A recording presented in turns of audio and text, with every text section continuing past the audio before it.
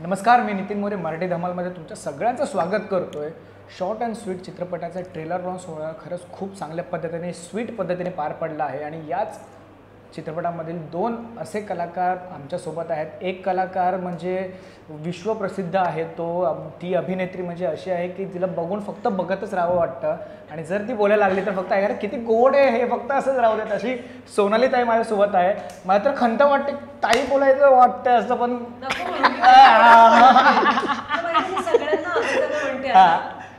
रोहिणी अट्टंगींना मी रोहिणी म्हणते, वंदना गुप्तेंना मी वंदना म्हणते, अगं जागा म्हणते मी सगळ्यांना. कारण काय आहे, आदर आपल्या मनात असतो. त्यांना रोज मावशी आणि ताई आणि अंक म्हणून कुठे बोर करायचं, त्यामुळे नकोच करूच तुम्ही. बरं नाही परत ताई, खरंच खूप सुंदर विषय आहे जो समाजामध्ये दरवेळेला कुठे ना कुठेतरी आपण बघतच आलो आणि हा विषय म्हणजे एक न्यूनगंड सुद्धा आहे या विषयाचा.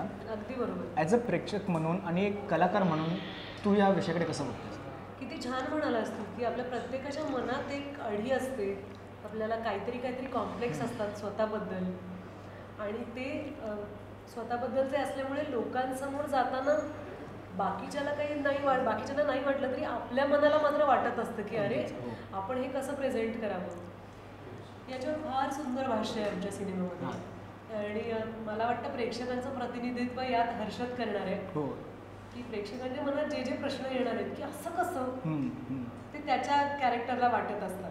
अगदीच. नाही, याचसोबत हर्षद माझ्यासोबत आहे. हर्षद, मला तुम्हाला प्रश्न विचारायला आवडेल की श्रीधर परत आपल्यासोबत श्रीधर आहेत. श्रीधर, मला तुम्हाला प्रश्न विचारायला आवडेल की जसं ताई बोलली की प्रत्येकाच्या मनामध्ये कुठे ना कुठेतरी हा न्यूनगंड किंबहुना एक शंकाही असते. ज्या वेळेला तुमच्याकडे या चित्रपटाची स्क्रिप्ट येते आणि त्यामध्ये Sonali Kulkarni as a lead तुमच्यासोबतची स्टारकास्ट काम करत होते, किती एक्साइटमेंट होते आणि काय होत होतं, आपले डायलॉग्स वगैरे निघत होते का जसं माझं आता होतं थोडाफार प्रमाणात तेवढी गोबडी वळली असं काय झालेलं?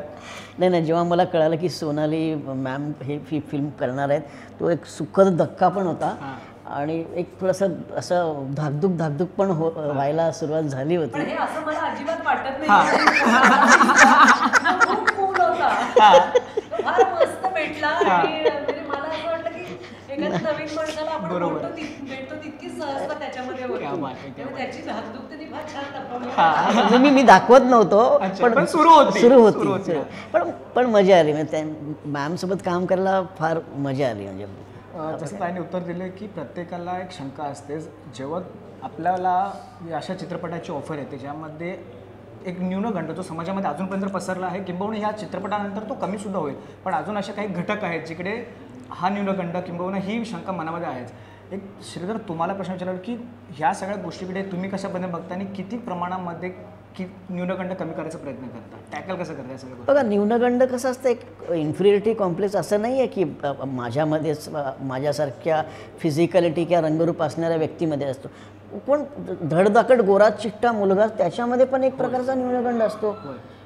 आजकाल तर वेगवेगळ्या अशा प्रकारचे न्यूनगंड मी ऐकतोय की अरे बाबा, माझ्याकडे iPhone 13 आहे, ह्याच्याकडे 14 आहे, असं कसं? हा पण एक न्यूनगंड आजकाल सुरू झालाय. तो म्हणजे आता फक्त मानसिक राहिले नाही की फक्त रंगरूपाचं राहिलं नाही, असे बऱ्याच प्रकारचे इन्फिरिटी कॉम्प्लेक्स आहेत लोकांच्या मनामध्ये.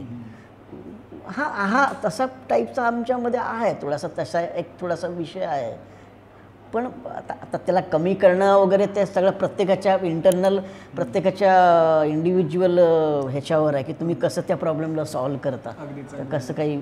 आणि शेवटी प्रॉब्लेमचं सोल्युशन शोधणं ह्यातच माणसाचा कस लागतो ना. बरं, ते मी हर्षदचा सुद्धा इंटरव्ह्यू घेतला, त्याची सुद्धा हीच खंत होती की अरे ठीक आहे, आता आईचा रोल मिळाला, त्यातल्या त्यात सोनाली कुलकर्णीसारख्या मोठ्या अभिनेत्रीचा. तर तुला विचारायला आवडेल की कितपत नवीन मुलांची जोडी याच्यामध्ये ओंकार भोजने आहे, त्याच्यानंतर तुषार आहे, हर्षद आहे, रसिका आहे, किती एनर्जी वाटते त्यांच्यासोबतची आणि कसा अनुभव वाटतो त्याचा? मला फार छान वाटतं की त्यांची काम करण्याची पद्धत वेगळी आहे. ते कदाचित माझ्यापेक्षा खूप सहजतेने आपल्या कामाकडे आणि करिअरकडे बघतात. त्यांचा उत्साह वेगळा आहे. बरोबर. त्यांच्या काम करण्यातही बरीच सहजता आहे. तर माझं जास्त काम हर्षद बरोबर होतं आणि तो गोड आहे स्वभावाने, तो ओपन होईल हळूहळू आणि त्यांनी ऑलरेडी खूप छान काम केलेलं आहे, म्हणजे लोकप्रिय अभिनेता आहे. त्यामुळे मला या सगळ्यांची पुढची प्रोजेक्ट्स बघायला खूप क्या आवडतील बात आहे. कारण खूप संवेदनशील कलाकार आहेत सगळे. अगदीच अगदी. बरं, ज्या पद्धतीने आपल्या चित्रपटाचं नाव आहे शॉर्ट अँड स्वीट आणि त्याच्यावरच आधारित आपला सिनेमा आहे, चित्रपटामध्ये अशी कोणती गोष्ट ताई तुला जाणवली की जी तुझ्यासाठी शॉर्ट अँड स्वीट अशी होती? अशी एखादी आठवण किंवा एखादा असं सीन करताना असं वगैरे किती सहज पद्धतीने कमी टेकमध्ये हा शॉर्ट झाला आणि तो खरंच तेवढाच गोड आहे? सेटवरील आठवण किंबहुना जर तुझ्या पर्सनल आयुष्यामध्ये अशी एखादी गोष्ट किंवा हां ती माझ्यासाठी शॉर्ट अँड स्वीट अशी होऊन गेली माझ्यासोबत, पण ती अजूनपर्यंत आठवण मला लक्षात आहे, असं मग तो फॅन मोमेंट असेल की अजून काही? सिनेमातलंच मला काहीतरी सांगायला आवडेल ते मी आठवतीये. मला असं वाटतं की आमचे जे फ्लॅशबॅक्सचे सीन होते ना ते त्याच्यात आमच्या सगळ्यांचा लुक खूप वेगळा आहे हां आणि ते लुक ठरवणं आणि हां. ते म्हणजे आपण आपल्या भूतकाळाला कसे सामोरे जातो. बरोबर.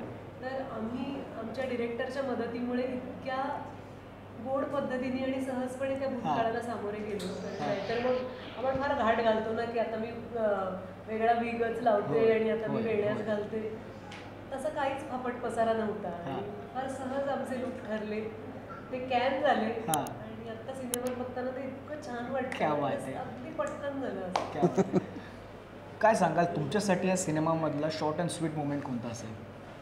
तसे बरेचसे शॉर्ट मुमेंट्स आहेत, आता ते सगळं काही आठवत नाही आहे मला. पूर्ण मोमेंटने भरलेले आहे, म्हणजे क्या बात आहे. छोट्या छोट्या म्हणजे असं बोलायला खरंच काय हरकत नाही आहे की ज्या अभिनेत्याला त्याच्या चित्रपटामध्ये असे खूप सारे सीन्स आहेत ते आठवत नाही, म्हणजे तो एवढा चांगल्या पद्धतीने रुळला येतं याच्यामध्ये.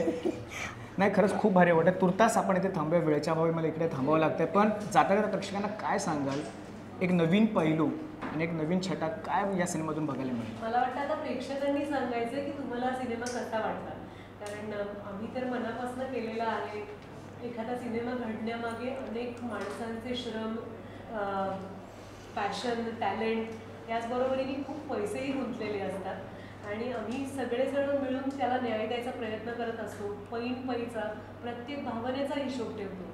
हे सगळं कशासाठी? तर आम्हाला एक गोष्ट सांगायची असते ज्याने तुमचं मनोरंजन व्हावं अशी आमची इच्छा असते. तर त्यासाठी तुम्ही चित्रपटगृहात या, आमचा सिनेमा बघा आणि मग आम्हाला सांगा तो सिनेमा तुम्हाला काय देऊन गेला. खरंच तुमच्या दोघांचं धन्यवाद आमच्यासोबत गप्पा मारल्याबद्दल. पुढे आपण असेच भेटत राहू. तोपर्यंत all the very best. Thank you so much. Thank you.